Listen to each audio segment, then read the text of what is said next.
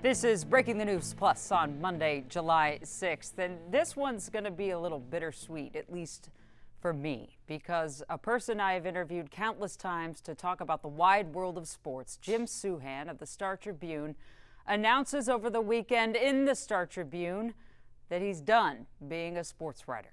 Jim Souhan joins me now from his new home, which is not in Minnesota. He's already flew the coop, setting up his microphone, so he's got something in the works. But Jim, what a shock to learn that we won't be reading your columns in the paper anymore. Is this a good thing for you? I like to think so, yeah. I really appreciate everything the Star Tribune did for me. I felt like I had a great run there, and it's been really gratifying to get so many messages from people, especially the people I know I angered along the way, who were very gracious in saying goodbye to me since the announcement. But a lot of things happened in my life pretty rapidly. First grandchild born on the East Coast, which is a great reminder that I don't spend enough time with my family on the East Coast. My wife and I had always talked about wanting to retire East Coast, and maybe a warmer region of the East Coast. And then she got a great job offer. And then, the Star Tribune started offering buyouts to people. They weren't offering buyouts to me, but, I talked to Kathleen, I talked to some of our leadership people. I said, if I'm going to leave in the next few years, it feels like this might be the optimal time. And they were very gracious about the terms of my departure. I will always appreciate that. So I'm not leaving because I wanted to leave the Star Tribune. I'm leaving for personal reasons, and the Star Tribune cooperated. Is probably the right way to put it. In sports, we often find folks in that part of their career where they're starting to say, is it time to hang it up, or do I have one more year? Had you been already entertaining that question if it was time for you to hang it up? I have been, again, partly because of family reasons. Also, the business has changed so much, and I'm not going to pretend, I'm never one who pretends that the old days were always better than the new days. But in the newspaper industry, they probably were. The way we traveled, the way we covered things, our aggressiveness. And I will say, under the new circumstances, it's become a little less fun to go sit in the press box. Access isn't as good as it used to be. I don't know. It had changed in a way that I didn't necessarily love. I still like the writing part of it. I like analysis. I like thinking. I like covering sports. But I had become less enamored of the process. And I'll also say this, I still get to do podcasts for TalkNorth.com. I still might find a place to write here in the near future, so I can write what I want when I want. But the process of writing for a newspaper in this day and age, it wasn't quite as romantic as it once was. It is kind of a romantic job. It's the kind of job that kids dream about. As a kid, I wanted to be a sports broadcaster for the love of the game and love of writing and love of entertaining people and finding out stories in the sports world. But there is another side to it where the travel is really difficult and access is difficult. The hours are really, really brutal. I want to know, because you wrote about it in your farewell column, Jim Souhan, who you pissed off the most as a sports writer and columnist for Minnesota sports. Oh, so this is like a 6-hour show? If it needs to be. It's funny because as a beat, listen, I came here as a beat writer, and I was a very aggressive beat writer. And, I pushed people. I chased people down. I called people who did not want me to call them. And I made a lot of people angry because I was an aggressive reporter. A lot of the people I made angry as an aggressive reporter, I later became pretty good friends with, or at least, we figured out a way to coexist. But let's be honest, nothing ticks people off like opinion. And, I always say, I've had the conversation many times. People say, oh, are you going to be one of those clickbait people? Are you going to be one of those people who says something just for effect? And I can say this in all honesty. Nothing makes people more angry than an honestly expressed opinion. You do not have to make up an opinion. You don't have to take a radical stance. You don't have to invent a new stance. Just tell people what you actually think. You'll tick off plenty of people. So there are the people I ticked off who I think deserved to be criticized very harshly, and I'm not going to apologize for any of that.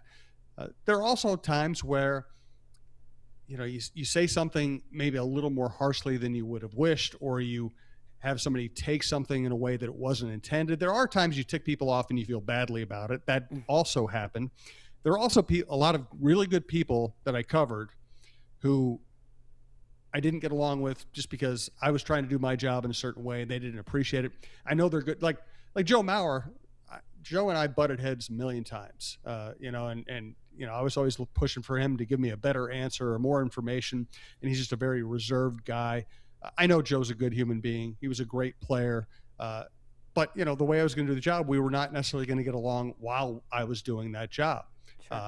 Sure. I'll try to think of a really good example for you. Who did I really tick off over the years? Probably Kevin McHale a lot, because while I know that Kevin was a great basketball player, I know that his knowledge of the game is incredible. The way he did the job drove me crazy frequently. I didn't mind calling him out on that. And that's an interesting experience where you're calling out a Minnesota legend on how they run a basketball team.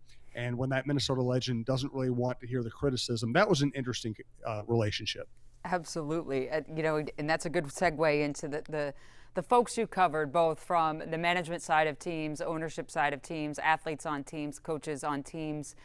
You pointed out in your article that you had a couple of people that you really enjoyed covering for multitudes of reasons. Can you share with our listening audience who you really liked to cover, people that stood out to you? Yeah, I mentioned a couple people, and I'll get to them. But I found that covering a good baseball team is one of the greatest things you can do. The early 2000 Twins were an absolute blast. The 98 Vikings, the 2009 Vikings were a blast. The current Timberwolves franchise is a blast.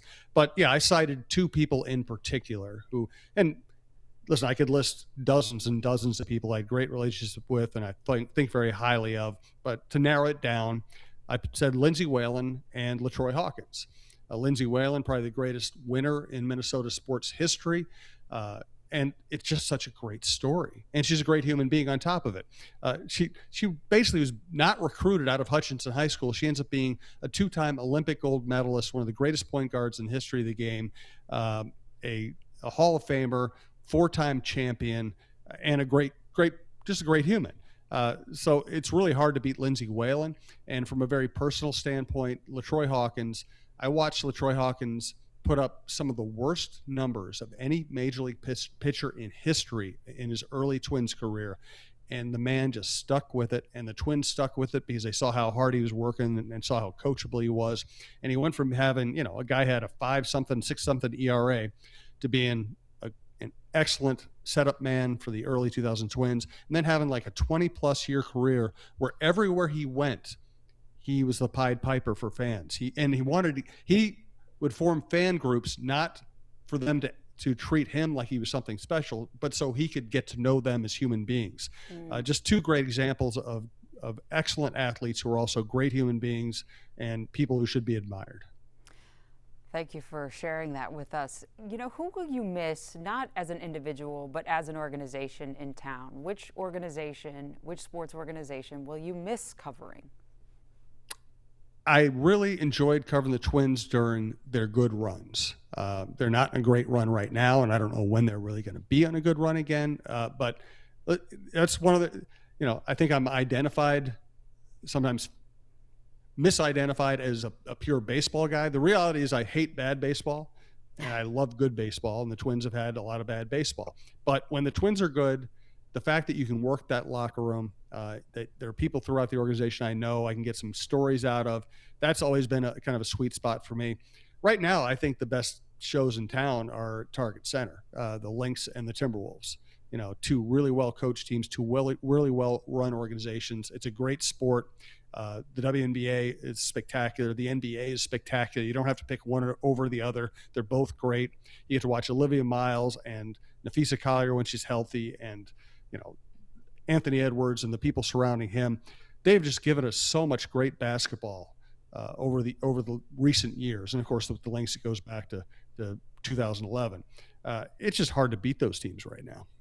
Absolutely. And you've done a lot in terms of elevating the coverage of women's sports. So I know a lot of people would like to thank you for that, myself included. So thank you for doing the Well, work. I don't deserve thanks. I like covering women's sports, and I think they're worthy. I don't ever want to be thanked for doing that. I just think it's just a logical thing to do. You were doing it before a lot of others were on the bandwagon. So you're going to have to accept my thank you and just shut up. Don't say anything. I'll there you shut go. up. Just grin and nod. Grin and nod. In terms of thanks, words of thanks.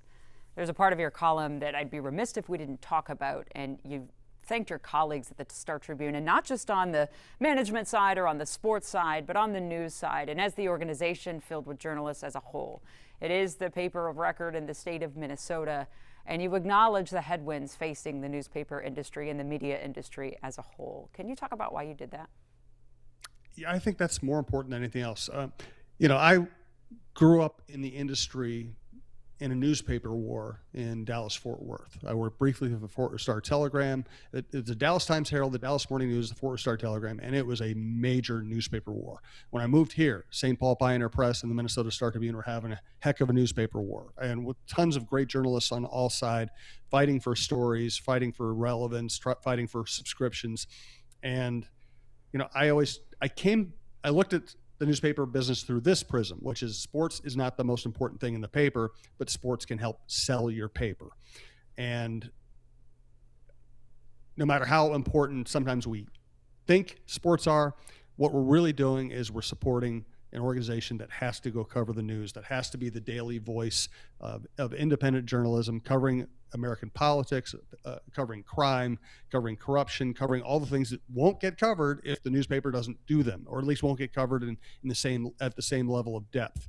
And to see the newspaper industry diminished is really painful, and it makes me even more proud that my colleagues at the Star Tribune have done such great work on the George Floyd murder, on the ICE killings, on the Metro surge, and I get to sit in a press box and occasionally have an athlete get mad at me.